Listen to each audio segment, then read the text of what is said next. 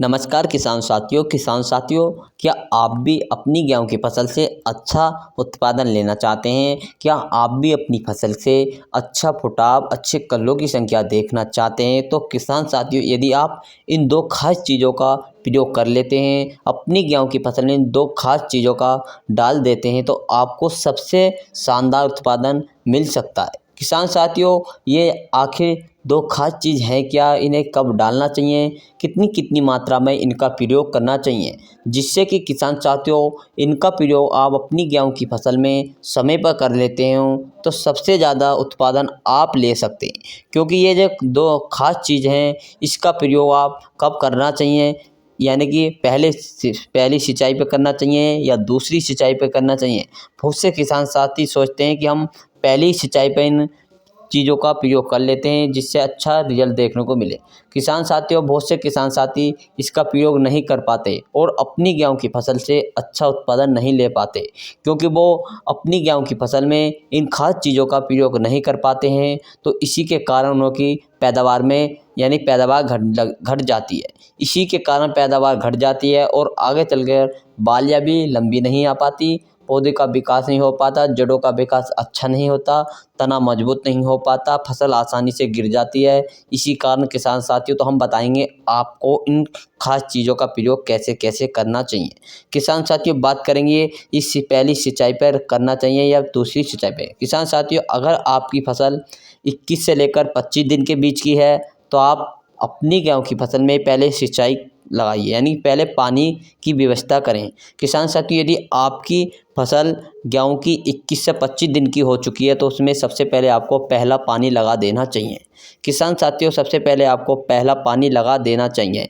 पानी लगाने के बाद किसान साथियों, आपको यदि आपकी गेहूं की फसल मिट्टी मिट्टी पर डिपेंड करता है। यदि आपकी गेहूं की फसल में यानी खेत में मिट्टी हल्की रेतली है, तो आप 21 से 23 दिन के भी और 22 दिन के भी पानी लगा सकते हैं। यदि आपकी मिट्टी खेत की ज़्यादा मोटी है, यानी कि भारी मिट्टी है जिसमें नमी की मात्रा है, तो आप 21 से 25 या 25 दिन तक पानी लगा सकते हैं।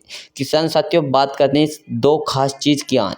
किसान साथियों, जब अब आपकी फसल 21 से 25 दिन की हो जाए, सबसे पहले आप उसमें पानी लगा दीजिए, पहली सिंचाई सफलतापूर्वक कर दीजिए। किसान साथियों, इसी के साथ साथ आपको लगाना है, जब 21 से 25 दिन की हो जाए, तो आपको लगाना है सबसे पहले यूरिया।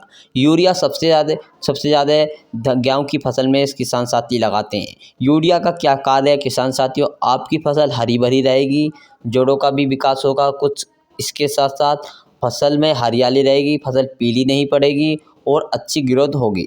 किसान साथियों, आपको लगाना है यूरिया। यूरिया 21 से 25 दिन के अंदर लगा दीजिए, यानी आपकी जो पहली सिंचाई करें उसके लगभग सिंचाई के 2 से लेकर 3 दिन, यानी जब आपकी सिंचाई 2 से 3 दिन के बाद हो जाती है, तो जिसमें आप सिंचाई करने के बाद जैसे उसमें पाँव बैठ जाएँ, यानी पाँव नहीं बैठने चाहिए, उसके बाद आप यूरिया का छिड़काव कर दीजिए।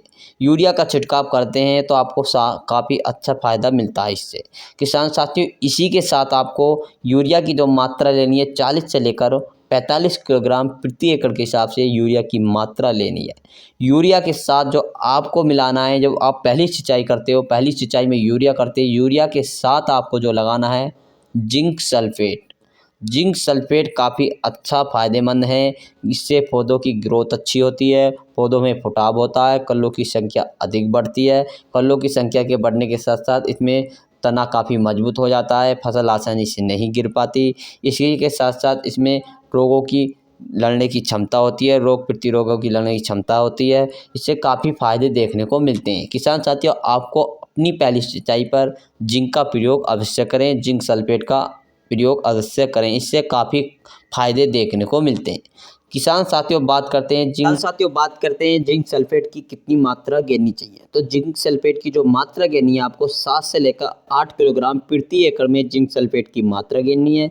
इससे काफ़ी फ़ायदे देखने को मिलते हैं। किसान साथियों, जिंक सल्फेट का पहली सिंचाई पर आप आवश्यक लगाएं यूरिया के साथ मिलाकर। किसान साथियों, बात करते हैं नंबर 2 पर जो खास चीज़ है, दूसरी क्या चीज़ है।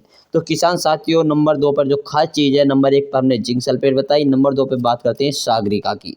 सागरिका एक ऐसा पदार्थ यानी कि ऐसा खाद है जो आपकी गेहूं की फसल हो, कौन सी भी फसल हो, अन्य फसल हो, धान हो, गन्ना हो, कौन सी भी फसलों उसमें सागरिका सबसे ज़्यादा रिजल्ट, सबसे ज़्यादा महत्वपूर्ण रिजल्ट सागरिका का होता है।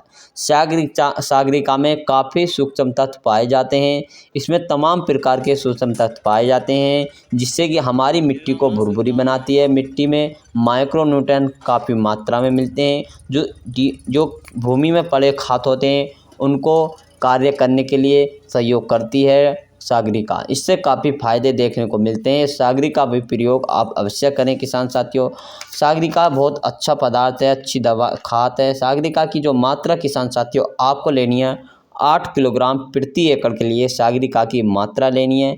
सागरिका से पौधे का विकास के साथ साथ इसमें बालियाँ भी आगे चल के लंबी आएगी, दाने का भराव भी काफ़ी अच्छा रहेगा, फसल आपकी हरी भरी रहेगी, फसल में काफ़ी मात्रा में जो रोग होते हैं उन्हें लड़ने की भी क्षमता रहेगी। किसान साथियों, हमने आपके लिए 2 खास खाद के बारे में बताया। किसान साथियों, यदि हमारी वीडियो आपको अच्छी लगी तो वीडियो को लाइक एवं शेयर ज़रूर करें। मिलेंगे नेक्स्ट वीडियो के साथ। जय हिंद, जय जवान, जय किसान। सभी किसान भाइयों को राम राम।